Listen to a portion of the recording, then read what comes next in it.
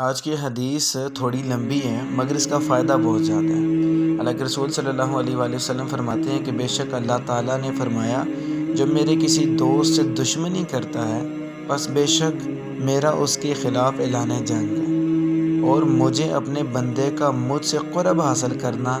کسی اور ذریعہ سے اتنا محبوب نہیں جتنا اس ذریعہ یعنی کام سے ہے جو میں نے اس پر فرض کیا، اور میرا بندہ ہمیشہ نوافل کے ذریعے میرا قرب حاصل کرتا رہتا ہے،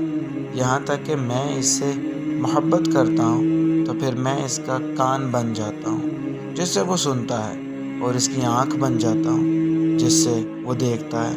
اور اس کا ہاتھ بن جاتا ہوں جس سے وہ چھوتا ہے، اور اس کی ٹانگ بن جاتا ہوں جس سے وہ چلتا ہے، اور اگر وہ مجھ سے کوئی چیز طلب کرے تو میں ضرور اسے دوں گا، اور اگر وہ مجھ سے پناہ طلب کرے تو میں ضرور اسے پناہ دوں گا۔